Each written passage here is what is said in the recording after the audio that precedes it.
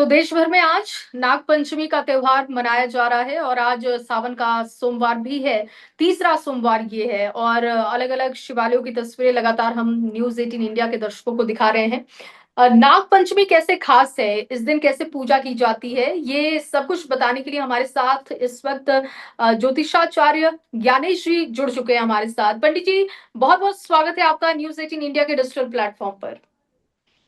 देखिए, आपको भी बहुत-बहुत मंगल कामनाएँ नाग पंचमी की और न्यूज़ 18 के सभी दर्शकों को मेरी ओर से बहुत-बहुत शुभकामनाएँ। नाग पंचमी सिर्फ एक पर्व नहीं है, ये प्रकृति के संरक्षण का संदेश भी देता है।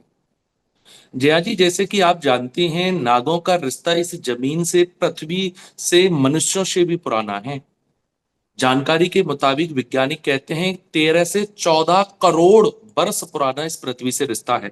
आप हिंदू धर्म को मानने वाले लोग देखते हैं कि प्रकृति में सर्प प्रकृति की रक्षा भी करता है, प्रकृति का संरक्षण भी करता है, इंसानों का भी मित्र है और किसानों का सबसे बड़ा मित्र होता है सर्प। सर्प हमारे देवताओं के शंकर भगवान के कंठ का हार भी है। भगवान नारायण विष्णु जी के शेष की सैया उस पर वो विश्राम कर रहे हैं। और वही नाग देवता, आपने देखा होगा, समुद्र मंथन के समय बासुकी का काम कर रहे हैं। तो पृथ्वी पर नागों से हमारे ऋषि मुनियों ने इंसानों को हमेशा एक मित्र बनने का संदेश दिया है। क्योंकि आपने देखा होगा, नाग सिर्फ एक पृथ्वी से ही नहीं बल्कि प्रकृति के साथ साथ मनुष्यों के हितों की भी रक्षा करते हैं। तो ऐसे में हमें नाग पंचमी पर नागों का पूजन करना, हमारे ऋषि मुनियों की सीख ये देती है कि वो हमारे एक मित्र की तरह हम उनका पूजन करें, उनको किसी भी प्रकार की चोट ना पहुंचाएं। बहुत सारे लोग अज्ञानता में सर्पों को मार देते हैं। जी। मैं आपके न्यूज 18 नेटवर्क के माध्यम से संदेश देना चाहता हूं, हाथ जोड़ करके, कि सनातन धर्म में सर्पों को मारना या कुछ दूध पिलाने की परंपरा बताते, ये कतई नहीं करनी चाहिए। सर्प कभी दूध नहीं पीते हैं और ना ही सर्पों को कभी मारना चाहिए। ये हमारे मित्र हैं, शत्रु बिल्कुल नहीं है। हाँ, भारत में लगभग 310 प्रजाति पाई जाती हैं, जिनमें से लगभग 70 प्रजाति विषैली होती हैं। अन्य हुँ। 220 के लगभग जो प्रजाति हैं वो विषैली नहीं होती हैं। तो लोगों को जागरूक होना चाहिए। और जी, नाग लेकिन पंडित जी आपने कहा कि दूध नहीं पिलाना चाहिए, लेकिन नाग पंचमी पर तो बचपन से हमने यही सुना है, लोक कथाओं में भी यही सुना है कि सांपों को दूध पिलाने का प्रचलन है और उसी की महत्ता आज के दिन के लिए होती है। इसको ज़रा क्लियर कीजिएगा। मैं जया जी आपको और अपने सभी दर्शकों को बहुत जिम्मेदारी से स्पष्ट कर रहा हूं। मैं जी। वैज्ञानिक आधार से भी स्पष्ट कर देता हूं और मनुष्यों को भी समझाने का प्रयास करता हूं। कहा गया है, देखिए, कुछ चीजें होती हैं लोक प्रथा, जो आपने अपने दादा से, नानी से सुनी, आपने अपने बच्चों को बताई, मैंने सुनी, आगे बताई, लेकिन हर चीज अपडेट होती है। हुँ। मोबाइल भी समय पे अपडेट होता है। सर्प कभी भी दूध नहीं पीते हैं। सर्पों को लिए दूध एक तरीके का जहर होता है। हमारे शास्त्रों में यह लिखा गया था कि पूजन के तौर पर, देखिए, ऋषि मुनि क्या थे, हमारे जो ऋषि मुनि थे, आज आप नासा को देख लो। ऋषि मुनियों ने कहा कि पृथ्वी नहीं घूमती है, सूर्य चक्र, पृथ्वी चक्र लगाती है, सूर्य चक्र नहीं लगाता। हुँ। नासा ने बाद में इस चीज को माना। बात, हमारे ऋषि मुनियों ने पृथ्वी से सूर्य की दूरी तय की। इसी प्रकार हमारे ऋषि मुनियों ने सर्प को एक मित्र बताया कि ये प्रकृति का मित्र है, किसानों का सच्चा दोस्त है। सर्प पिलाने को, दूध पिलाने के लिए संदेश शास्त्रों में यह दिया था कि आप प्रतीक के रूप में, जैसे आपने शिवालय में शंकर भगवान के ऊपर जो सर्प होता है, आप उस पर दूध चढ़ा सकते हैं। या आपने देखा होगा, आपकी माताजी या दादी घर की दीवार पर कोयला से नाग बना देती थी, या किसी पेपर पर, गत्ते पर नाग बना करके उनको हम एक सम्मान के रूप में भोग लगाते हैं, जैसे एक भगवान को लगाते हैं। ना कि जीवित सांपों को पकड़ करके जिद से दूध पिलाना। इस प्रकार से नहीं करना चाहिए, किसी भी व्यक्ति को नहीं करना चाहिए, सिर्फ सनातनियों को नहीं, किसी भी धर्म के व्यक्ति को इस प्रकार से सांपों को छेड़ना, उनको जिद से दूध पिलाना कंचित भी ठीक नहीं है। सर्पों को दूध पिलाने का जो विधान शास्त्रों में बताया गया है, वो एक प्रतीक के रूप में बताया है, ना कि उनको जागृत सांपों को पिलाने के लिए कहा गया है। जी, जी। जैसे कि अब क्योंकि सुबह से ही पूजा शुरू हो जाती है, जलाभिषेक, दुग्धाभिषेक, तो क्या आज पूरे दिन मुहूर्त है या अब मुहूर्त का समय खत्म होने पर है नाग पंचमी का? देखिए, सत्यता तो यह है कि नाग पंचमी हमें हर दिन मनानी चाहिए। सिर्फ जी। ऐसा नहीं है कि आज नाग पंचमी है तो हम सर्पों की पूजा कर रहे हैं, बाकी के दिन हम उनको मार रहे हैं या फेंक रहे हैं। नाग पंचमी वैसे तो हर दिन है, हमें हर दिन सर्पों का पूजन और उनकी संरक्षण और उनका सुरक्षा देनी चाहिए। लेकिन अगर आप आज के लिए विशेष कहें तो रात्रि के 8 बजे तक, जब तक मंदिरों के कपाट खुलते हैं, तब तक आप पूजन पाठ विधि विधान से जाके कर सकते हैं। नागों के निमित्त शिवालय में भगवान शंकर जी के मंदिर में आप दूध दे सकते हैं या शिवलिंग पर दूध अर्पित कर सकते हैं। शाम तक पूजा का विधान चलेगा। जी। वैसे तो आज पूरे सावन महीने की बात करें तो बहुत भीड़ होती है, शिवालयों में जाना मुश्किल हो जाता है। तो घर पे क्या हम इसकी पूजा कर सकते हैं कि अगर समय भी नहीं है, जो लोग काम काज पर जाते हैं उनके लिए ये पॉसिबल नहीं हो पाता है कि वो सुबह में पूजा कर पाए, तो क्या वो अपने घर में पूजा कर सकते हैं नागपंचमी वाले दिन? सबसे ज्यादा जरूरी तो नागपंचमी पे घर में पूजा करने का ही विधान है। क्योंकि जी। आपने देखा होगा जब घर का निर्माण होता है तो घर की जो नींव रखी जाती है उसमें चांदी के सर्प देवता का स्थान दिया जाता है। और कुछ कहावतों में, कुछ शास्त्रों में ऐसा भी कहा गया है, वैज्ञानिक चाहे कुछ भी दावा ठोकते हो, आपने हम्म। बचपन में और हमारे दर्शकों ने सुना होगा कि ये पृथ्वी नाग के फन पर टिकी हुई है। ऐसा कहीं कहीं कहा गया है, लेकिन इसकी प्रामाणिकता पर कई लोग प्रश्न चिन्ह लगा देते हैं। आपने घर में पूजन के लिए कहा, तो मैं बिल्कुल कहूंगा जिन लोगों के सुबह सुबह स्कूल होते हैं, कॉलेज होते हैं, ऑफिस के टाइमिंग होते हैं, तो वो घर में ही अपने कुल देवता के नाम से, नाग देवता के नाम से, वासुकी देवता का, तक्षक का, कालिया का। देखिए, कृष्ण भगवान ने भी कालिया नाग का, कृष्ण के युग में भी नागों का संदेश था। लक्ष्मण जी को भी नाग फांस लगाता, राम के युग में भी स्यांपों का रहा। महाभारत में भी सर्प वासुकी का, तक्षक नाग का वर्णन आता है। हम्म। समुद्र मंथन में भी वासुकी नाग का वर्णन आता है। राजा परीक्षित को भी नाग ने डसा था, तब से भागवत महापुराण का विधान चला। तो इसलिए सभी सर्पों का ध्यान करके, चिंतन करके, आप अपने घर में थोड़ा सा दूध उनके निमित्त निकाल के रख सकते हैं। और ऐसे करके पूजन करके, एक मंत्र है नाग गायत्री मंत्र, ये नाग गायत्री मंत्र है। ओम नव कुलाय विद्महि विष दंताय धीमहि तन्नो सर्पा प्रचोदयात। यानी कि जितने भी सर्प हैं मैं उनको प्रणाम करता हूं। और उनके लिए आप घर में दूध रख करके, प्रणाम करके अपने गांव पे जा सकते हैं। मंदिर अगर जाने का समय नहीं है तो जरूरी नहीं है, मंदिर जाना जरूरी नहीं होता है, श्रद्धा रखना बहुत जरूरी होता है। तो हमें सर्पों के प्रति श्रद्धा रखनी है ना। हमारे जितने ऋषि मुनि थे उन्होंने जो त्योहार मनाए, दिवाली, रक्षाबंधन, होली, इन त्योहारों में एक संदेश छुपा होता है, हाइड संदेश होता है। तो हमें उनकी पूजन करना है, डेली उनकी सुरक्षा करनी है जी। तो इसकी पूजा की कोई खास पद्धति होती है या आपके पास जो कुछ भी है, जैसे कि हमने सुना है कि नाग पंचमी वाले दिन आप खील से पूजा करते हैं और फिर दूध, जो आपने कहा कि प्रतीक के तौर पर आप दूध भी चढ़ा सकते हैं, तो क्या इन्हीं चीजों से पूजा होगी या फिर कोई खास पद्धति इसके लिए है, जो खास खास सामग्री है उसका इस्तेमाल आज के दिन होना चाहिए? देखिए, पूजा की सामग्री वही विशेष कुछ खास नहीं होती है। हम्म। लेकिन कई जातियों में, प्रजातियों में, जैसे कि आदिवासी जो लोग होते हैं वो इन दिनों जो सांपों को बांध के रखते हैं उनको छोड़ देते हैं, ये भी एक पूजा है। हम्म। कुछ सपेरे क्या करते हैं, साल भर का संकल्प लेकर के नागों को अपनी टोकरी में रखते हैं, नाग पंचमी को एक बार उनको आजाद कर देते हैं, ये भी एक पूजा है। नॉर्मली घरों में जो पूजा होती है, धूप दीप जला करके, नाग देवता का ध्यान करके, रोली मोली चावल जो आपने प्रतीक के रूप में घर की दीवार पर लकड़ी के कोयला से अगर नाग की आकृति बनाई है, या आपके घर में चांदी के नाग देवता हैं, या शंकर भगवान के गले में नाग देवता है, तो उनको धूप दीप एवं रोली मोली का तिलक लगा करके उनके निमित्त दूध रख करके पूजन किया जाता है। और कुछ जो विद्वान हैं जो मंत्र पढ़ सकते हैं, वो नाग गायत्री मंत्र का 108 बार जप करते हैं। तो जिन लोगों की कुंडली में, देखिए प्रकृति के अलावा नाग का कुंडलियों में भी वर्णन आता है। जन्म कुंडली में राहु और केतु ग्रहों को एक सर्प का मुख और पूंछ कहा गया है। तो जिन लोगों की कुंडली में राहु दोष होता है, जो डिप्रेशन में होते हैं, रात को 2 बजे तक नहीं सोते हैं, या जो हम्म। लोगों को ओवर थिंकिंग होती है, ऐसे लोग, या जिन लोगों की इंट्यूशन बहुत हाई होती है, जो रॉ में होते हैं, ऐसे लोगों का केतु ग्रह बहुत अच्छा होता है। तो ऐसे लोग नाग गायत्री मंत्र का जप करते हैं। तो आज के दिन, नाग पंचमी वाले दिन, नाग गायत्री मंत्र का जप करने से हमारी कुंडली के राहु और केतु ग्रह प्रबल, यानी कि शुभ फल प्रदान करने लगते हैं, दोष मिटने लगते हैं। तो ऐसे में नाग गायत्री मंत्र का जप करना चाहिए। जी। पंडित जी, ये भी हम सुनते हैं कि काल सर्प दोष, ये कुंडली में ये दोष भी होती है और इसकी वजह से भी खास ये कहा जाता है कि वैसे लोगों को पूजा करनी चाहिए जो विधि विधान पंडित जी की तरफ से बताए जाते हैं। तो क्या नाग पंचमी के दिन ऐसे लोगों को खास तरीके से पूजा करनी चाहिए? क्या उनके लिए कुछ विशेष या अलग पद्धति है पूजा के लिए?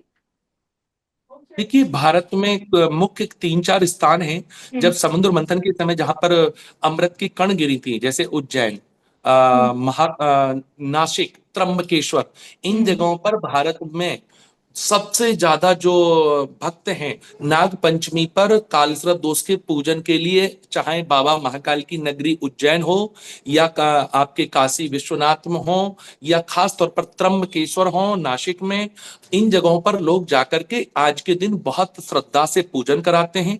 कुछ लोग जा नहीं सकते तो वो घरों में रुद्राभिषेक कराते हैं हम्म। कालसर्प दोष के लिए। और कालसर्प दोष का कुंडली में प्रभाव होता है। हम जिस देश में बैठे हैं, हमारा जो प्यारा सा देश है भारत, भारत की कुंडली में भी कालसर्प दोष है। 15 अगस्त 1947 को रात को 12 बजे देश आजाद हुआ, तो कुंडली हम्म। में भी कालसर्प दोष आता है। तो कालसर्प दोष हमारे शास्त्रों में मान्यता दी गई है, ज्योतिषी भी मानते हैं, और शास्त्रों में भी कालसर्प दोष के बारे में वर्णन आता है। तो आज के दिन कालसर्प दोष से निजात पाने का सबसे सुनहरा अवसर होता है, जया जी। एवं हम्म। खास तौर पर जिनकी कुंडली में मैंने कहा कि राहु ग्रह पीड़ित हैं, सप्तम भाव में, तो पति पत्नी एक दूसरे को नाग नागिन की तरह डसते हैं। और आज की नाग पंचमी पर हमें सिर्फ एक संदेश और देना चाहिए न्यूज 18 के दर्शकों को, कि जी। सिर्फ वो प्रकृति के जो नाग हैं, वो तो उनके ऊपर जब कोई संकट होता है तब वो पहले डराते हैं, उसके बाद डसते हैं, और फिर भी हम उन्हें मार देते हैं। लेकिन उन नागों के साथ हमें हमारे जीवन में भी, हमारे इर्द गिर्द भी कुछ आस्तीन के नाग होते हैं, उनसे भी बच के रहना चाहिए। उनके निमित्त भी बिल्कुल। कुछ दूध और निकालें आज के जी। दिन के लिए तो वैसे भी पूजा तो आप बता ही रहे हैं पंडित जी, लेकिन एक ये मजाकिया अंदाज में भी, जैसे कि आज मैं ऑफिस में आई तो लोगों ने ऐसे मजाकिया अंदाज में भी पूछा कि तुम अपने घर में पति को दूध पिला के आई क्या? क्योंकि हर कोई पति पत्नी यही मानता है कि बहुत अच्छी नहीं जी। बन रही है, तो फिर हाँ हाँ, आप उनके लिए सांप की तरीके से ही है। लेकिन बिल्कुल। पंडित जी देखिए इसमें ये भी है जया जी। आज के जमाने में कि लोग चाह रहे हैं कि आप पूजा पाठ कर लें, कर्म कांड कर लें और उसी से आप अपने कर्मों को छुपा लें।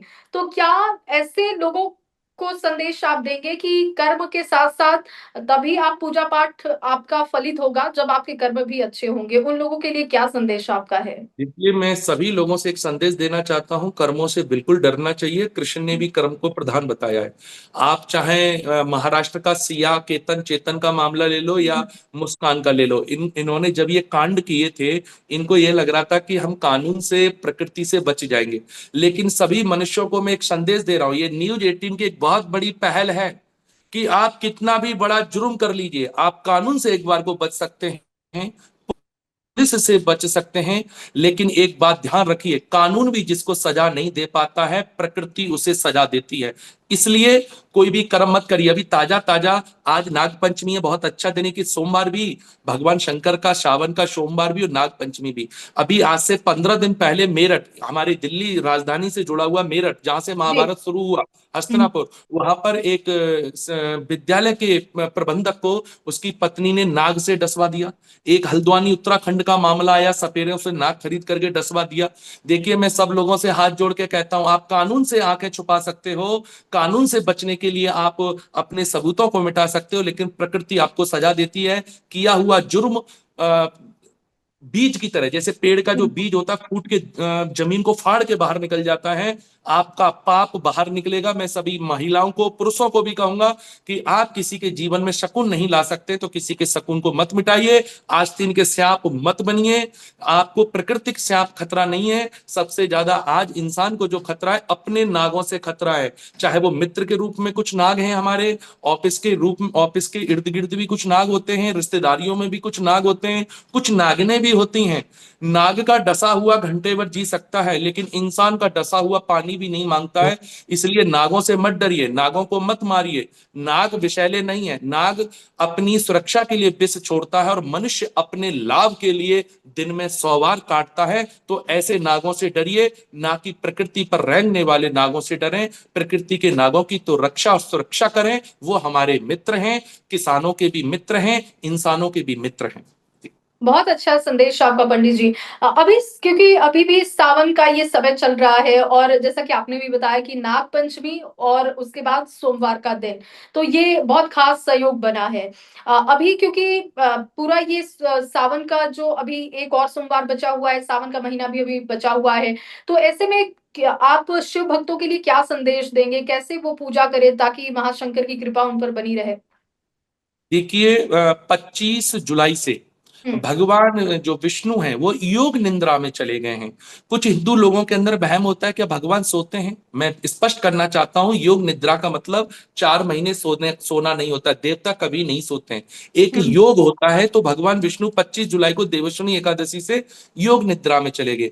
अब ब्रह्मांड की जो कमांड है वो देवों के देव महादेव के हाथ में है। ये श्रावण का महीना चल रहा है और ब्रह्मांड की पूरी जिम्मेदारी विष्णु जी का जो एक्स्ट्रा जो काम है, जैसे मंत्रियों में रिजाइन हो जाता है तो अतिरिक्त प्रभार मिल जाता है दूसरे मंत्री को, तो इस समय ब्रह्मांड का कमांड महादेव के हाथ में है। तो मैं सभी शिव भक्तों से कहूंगा कि शिव से आप सत्य सीख सकते हैं। शिव से आप जीवन में अपने अपने आप को समझ सकते हैं। शिव सत्य है, लेकिन शिव से ये गांजा पीना, शिव से नशे करना, शिव के नाम पर भक्तों भक्तों को भी मैं कहूंगा और सभी लोगों को, अभी प्रधानमंत्री मोदी जी ने भी पहल चलाई है नशा मुक्ति की, तो कुछ लोग शिव के नाम पर श्रावण में या अन्य दिनों में भांग इत्यादि नशीली चीजों का प्रयोग करते हैं। इससे शिव कभी प्रसन्न नहीं होते हैं। शिव तो प्रसन्न होते हैं आपके एक छोटे से बेर चढ़ाने से, शिव प्रसन्न हो जाते हैं एक लोटा जल चढ़ाने से। और शिव तो ऐसे हैं, एक भजन आता है, भक्त एक शिव का चला शिव को मनाने के लिए, हाथ में एक लोटा जल शिव पे चढ़ाने के लिए, देख सोने का घंटा पाप मन में छा गया, शिवलिंग पे ही चढ़ गया घंटा उतारने के लिए। तो शिव शंकर को भोलेनाथ भी कहा जाता है, ये भोले भाले नाथ हैं।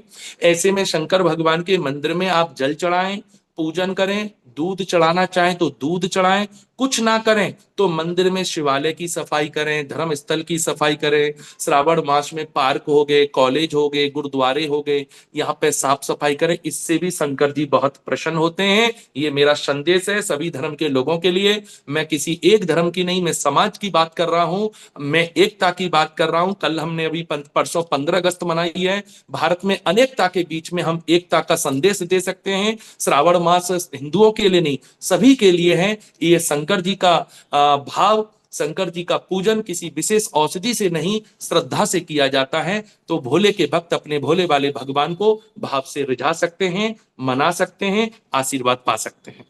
बिल्कुल पंडित जी, एक और सवाल और इसको लेकर मिथ भी है बहुत ज्यादा। कहते हैं कि बहुत सारे लोग कहते हैं जो ज्योतिष के जानकार हैं वो भी ये बताते हैं, या जो शास्त्रों के जानकार हैं वो ये कहते हैं कि महिलाओं को शिवलिंग की पूजा नहीं करनी चाहिए। इस पर आपके विचार क्या हैं? महिलाओं को अगर शिवलिंग की पूजा नहीं करनी चाहिए तो भगवान शंकर की पूजा के लिए उनके लिए क्या अलग से कोई पद्धति है? देखिए शिव सबके हैं। हम्म। शिव स्त्रियों से क्यों दूर कर देंगे? जब शिव को भूत पूजते हैं, शिव की बारात में भूत जाते हैं, जिंद जाते हैं, हम्म। नाग जाते हैं, किन्नर तक जाते हैं, तो ये बिना वजह की बातें हैं। हम्म। महिलाओं पुरुषों को जनती हैं, महिलाओं से महाराणा हुए, महिलाओं से ही विवेकानंद हुए, महिलाओं ने ही, महिला हमारे यहाँ पूजनीय है। हमारे शास्त्रों में कोई ऐसा विधान नहीं है कि माताएं शिवलिंग का पूजन ना करें, बिल्कुल करें, श्रद्धा से करें। और शिवलिंग को लेकर के एक और कुछ दूसरे धर्म के लोग मजाक उड़ाते हैं, यानी कि शिवलिंग, लिंग मतलब सूचक होता है किसी चीज का, सूचना सूचक करना। शिवलिंग यानी कि शिवलिंग का मतलब होता है शिव का प्रतीक। अन्य कई लोग इसका गलत मजाक बनाते हैं, धारणाएं बनाते हैं, वो गलत है। ये लोगों की ओछी मानसिकता, छोटी सोच का प्रमाण है। कुछ लोगों के मुंह में कुछ भी आता है बोल देते हैं। मैं अपनी सभी भारत की मातृ शक्तियों को, माताओं को कहूंगा, आप श्रेष्ठ हैं। आज नहीं, सदियों से आपकी पूजा होती आई है। आपको हमारे धर्म ने कभी ना घूंघट प्रथा में डाला, ना हमारे धर्म ने कभी आपको अछूत माना। हमारे धर्म में तो आपने देखा होगा सत्यवान के प्राण तक सावित्री बचा लाई। हमारे धर्म में देखा होगा जब कालिदास जी की शादी हो रही थी तो उनकी पत्नी ने उनसे खुद शास्त्रार्थ किए थे। हमारे यहाँ पर स्त्रियों को छुपाया नहीं जाता है। हमारे यहाँ स्त्रियां तो बड़े बड़े पहले सभाएं होती थी, उनमें सवाल जवाब करती थी, इसलिए उनके लिए कोई अलग नियम कानून नहीं है। शिव उनके हैं, और शिव की महिला हैं, इसलिए खूब श्रद्धा से जल चढ़ाएं। उनके लिए कोई किसी भी प्रकार की पाबंदी सनातन धर्म नहीं देता है। कुछ लोगों के विचार हैं, उनसे मतलब बिल्कुल भी ना रखें। माताएं बहन खूब शंकर जी को मनाएं। बहुत ये बड़ा डाउट आपने क्लियर किया पंडित जी। ये आखिरी सवाल होगा मेरा आपसे। कोई ऐसा मंत्र जो बहुत आसान भी हो, जिसका जप हर कोई कर सके, कोई ऐसा मंत्र भगवान शंकर का बताइएगा। देखिए, आज के दिन के लिए मैं कहूं तो शंकर जी को और नाग देवताओं को प्रसन्न करने का सबसे प्यारा मंत्र तो नाग गायत्री मंत्र है। लेकिन मैं जानता हूं सब लोग इसको इतना जल्दी कंठस्थ नहीं कर सकते, नहीं बोल पाएंगे। तो ऐसे में सीधा मंत्र है ओम नमः शिवाय। देखने में सीधा है लेकिन इसका प्रभाव बहुत तीव्र है, इसकी ऊर्जा अद्भुत है। तो बैठ करके ओम नमः शिवाय का कमर सीधी करके, कुछ लोग अभी ऑफिस चले गए होंगे, रात को हमारा ये प्रोग्राम देखेंगे, तो मैं उनको कहूंगा कि वो अपने बिस्तर पे भी बैठ करके शुद्ध होकर के मन और वाणी को पवित्र करके मन ही मन में जप कर सकते हैं। अगर माला है तो माला से करें, अन्यथा मन ही मन में ओम नमः शिवाय कर लें। जो लोग नाग गायत्री मंत्र समझ सकते हैं, पढ़ सकते हैं, तो वो मंत्र मैं आपके दर्शकों को बताना चाहता हूं। ओम नवकुलाय विद्महि विषदंताय धीमहि तन्नो शर्पा प्रचोदयात। ये नाग गायत्री मंत्र है।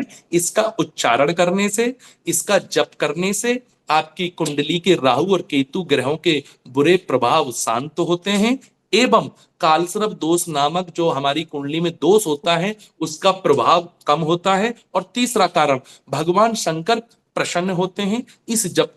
इस मंत्र का जप करने से आपके मन के ओवर थिंकिंग, डर भी जरूर दूर होगा। बहुत बहुत शुक्रिया पंडित जी, अपना समय देने के लिए और नाग पंचमी पर इतनी खास बातचीत करने के लिए बहुत शुक्रिया आपका।